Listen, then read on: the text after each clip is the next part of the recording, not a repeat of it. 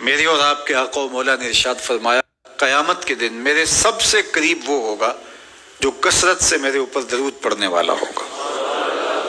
تو یہ حضور کی قربت کا ضامن ہے درود، تو اس لیے اپنی اولاد کو حضور علیہ السلام پر درود پڑھنے کی ترغیب دو۔ بچپن میں ہی اپنے گھر کے اندر مجالس درود قائم کرو، روزانہ کی بنیاد پہ ہو تو بہت اچھا، نہیں تو ہر 8 دن کے بعد ایک دن ضرور متعین کر لیا جائے۔ جمعۃ المبارک کے دن کثرت کے ساتھ درود پڑھنے کی ترغیب دی گئی ہے، اور فرمایا اس دن فرشتے حاضر ہوتے ہیں۔ تو حضرت ابو درداء رضی اللہ تعالی عنہ نے عرض کی یا رسول اللہ صلی اللہ علیہ وسلم، آپ کی حیات طیبہ میں تو ٹھیک ہے، لیکن جب آپ انتقال کر جائیں تو کیا اس کے بعد بھی یہ عمل جاری رکھا جائے؟ ابن ماجہ میں یہ روایت موجود ہے۔ تو حضور علیہ السلام نے حضرت ابو درداء سے فرمایا ہاں میرے وصال کے بعد بھی اس عمل کو جاری رکھنا، اور ساتھ ارشاد کیا کہ ان اللہ حرم علی الارض ان تاکل اجساد الانبیاء فنبی اللہ حی یرزق، اللہ نے مٹی پر حرام کر دیا ہے کہ وہ نبیوں کے جسموں کو کھائے، نبی قبروں میں زندہ ہوتے ہیں، ان کو رزق بھی دیا جاتا ہے۔ تو کہا کہ یہ میرے بعد بھی میرے اوپر درود کے سلسلے کو جاری رکھنا۔ تو ایک مومن تو درود کے ساتھ جڑا ہوا ہے، وہ تو درود کے بغیر دن گزار ہی نہیں سکتا، الگ سے نہ بھی پڑھے تو اس کو نماز کے اندر درود پڑھنا ہی ہوتا ہے۔ درود ابراہیمی تو نماز کا حصہ بنا دیا گیا، اور اس کو کثرت کے ساتھ درود پڑھنے کی ترغیب دی گئی۔ تو درود ایک ایسا وظیفہ ہے کہ جو اپنی زندگی میں جتنا زیادہ شامل کر سکتے ہو اتنا زیادہ شامل کر لو۔ ویسے بھی درود پڑھنے سے بچوں میں تقدس پیدا ہوتا ہے، بچے پاک دامن رہیں، عفت مآب رہیں، ان کی طبع میں تقدس رہے۔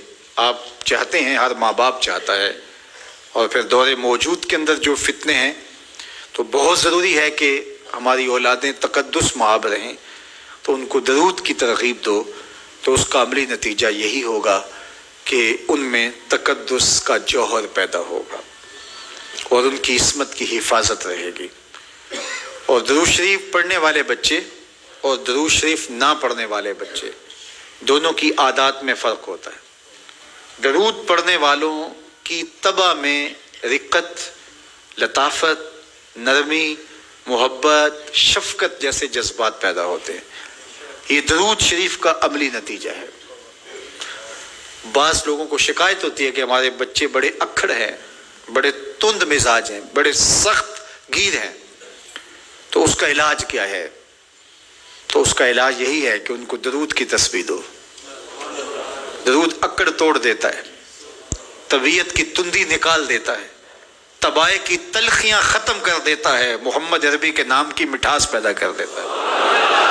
حضور کا نام شہد سے میٹھا ہے، دل آویز ہے، کھنڈ میں اتنی مٹھاس نہیں ہے، شکر اور گڑ میں اتنی مٹھاس نہیں ہے، شہد میں اتنی مٹھاس نہیں ہے، قند اور نبات میں اتنی مٹھاس نہیں ہے جتنی نام محمد میں رکھی گئی۔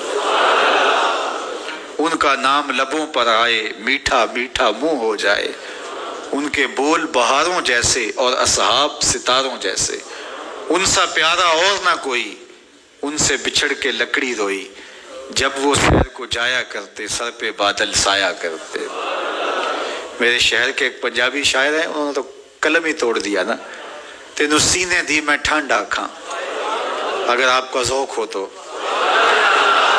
تینوں سینے دی میں ٹھنڈ آکھاں، شہد گلاب تے کھنڈ آکھاں، تینوں نبیاں دا میں لاڑا آکھاں، تیرے ہجر دے وچ میں ہاڑا آکھاں۔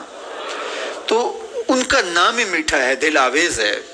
تو درود غصہ ختم کرتا ہے، طبیعت کی تلخی اور تندی مٹا دیتا ہے، اکھڑ پن ختم کرتا ہے۔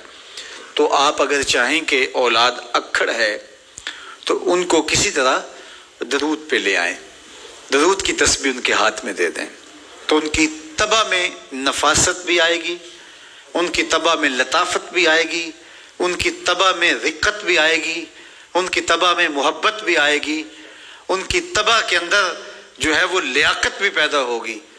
درود پڑھنے والا بچہ ذہنی استعداد میں درود نہ پڑھنے والے بچے سے بہتر ہوتا ہے۔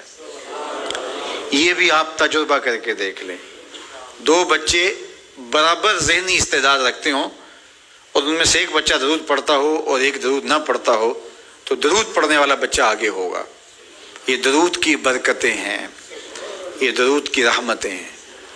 تو درود کثرت سے پڑھنا اپنی اولاد کو سکھائیں گے۔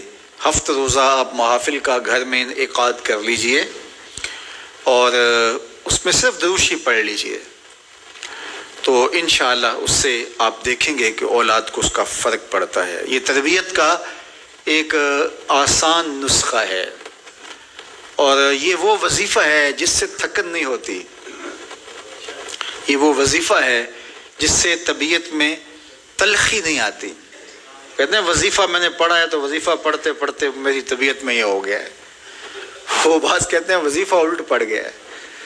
بڑے وظیفے الٹ پڑھ سکتے ہیں لیکن درود الٹ نہیں پڑھتا، درود ہے ہی سیدھا، یہ الٹوں کو بھی سیدھا کر دیتا ہے۔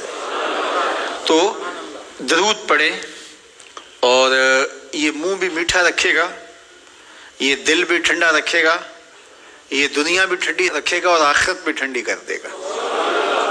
درود چراغ بھی ہے، درود کستوری بھی ہے، خوشبو بھی ہے، مہک بھی ہے، شہد بھی ہے، گلاب بھی ہے، کھنڈ بھی ہے اور سینے کی ٹھنڈ بھی ہے۔